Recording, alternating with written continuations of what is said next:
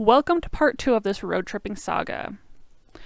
Now that we've made sure that the car is in good enough condition to actually survive the road trip, let's make sure that there is a good, full safety kit available in case of emergencies.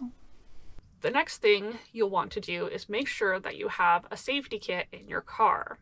This can include essentials that get you back home, as well as essentials that keep you alive if you do get stranded somewhere where things are not ideal. One of the most basic essentials you'll want in your safety kit is either jumper cables or a jump pack. Jumper cables are the old school style where you connect to someone else's car and jump your car from there.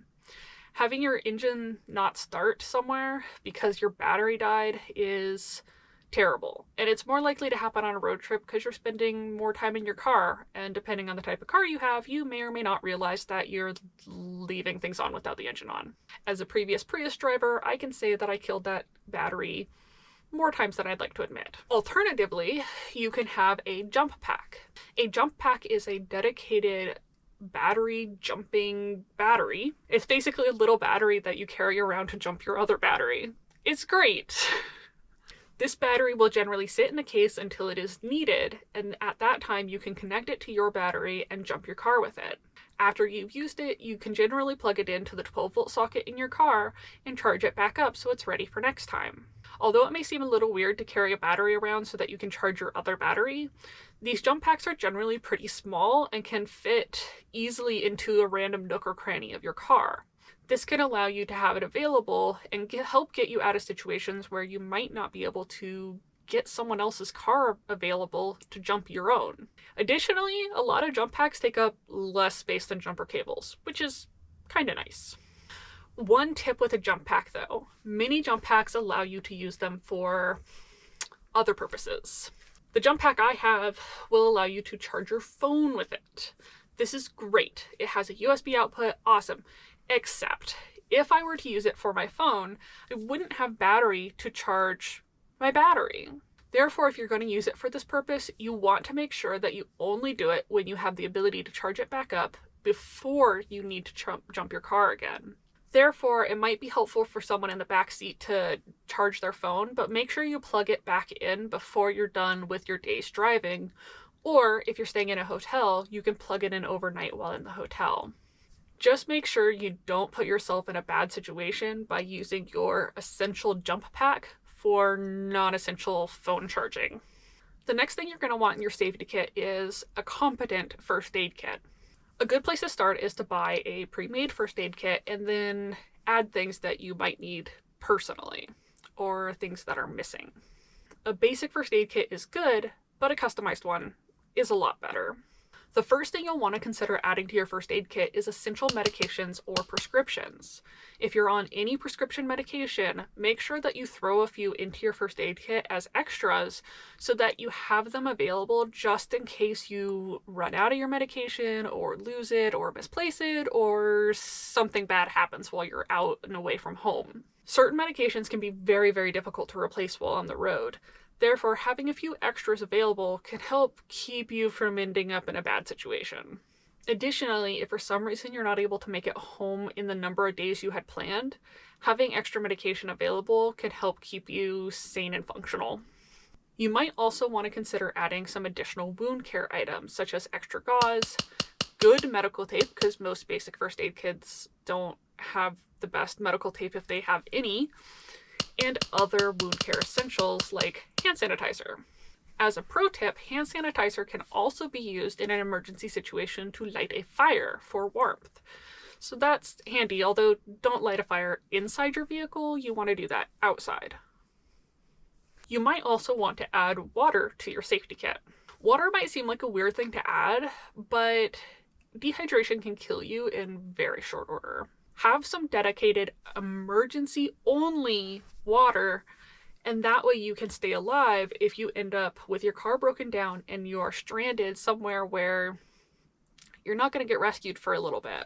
The trip that I took recently was to Nevada, and we traveled through a lot of desert on the east side of Oregon as well as, well, all of Nevada. If we had broken down in the backcountry out there, which most of my drive was, we could potentially have been left in a situation where we were in the desert with very few resources to get out for a long period of time. Therefore, having water available could have potentially saved our life if that had happened. However, water can also be helpful during the wintertime, when snowstorms or blizzards could leave you stranded somewhere when you weren't intending to be. As an additional story, we were driving back from California one time, and an avalanche took out I-5. We were stuck on the highway for about 18 hours while we waited for them to clear a path. As a result, if we had been unprepared, it could have been a much worse situation than it actually was. Although you're not going to die of dehydration in that period of time, if we were in a more remote area, we could have been stuck for a lot longer. Which brings me to my next point. It can also be helpful in a safety kit to have blankets or at least a solar blanket. Hypothermia is pretty serious and happens when your body reaches too cold of a temperature. Many people think that hypothermia only happens when you get to very, very low temperatures, such as if you're mountaineering. However, hypothermia, depending on conditions, can happen in temperatures as warm as 40 or 50 degrees. Thus, it is best to have a blanket or a solar blanket available just in case you have something go wrong and you need to stay warm in your car. If your car breaks down and you are unable to run the car heater, you will appreciate the extra warmth, believe me.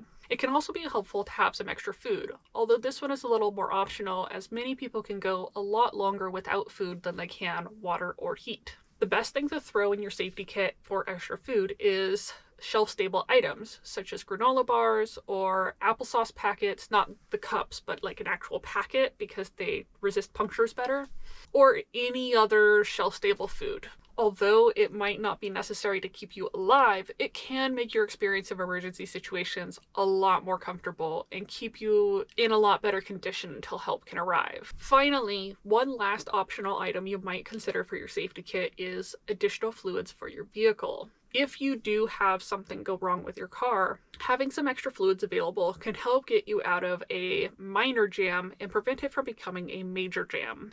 Personally, I drive with extra oil and washer fluid at all times, although other fluids may be helpful as well. Because my vehicle does not have a spare tire, which is something you should check on your vehicle as well, I also drive around with a bottle of Fix-A-Flat.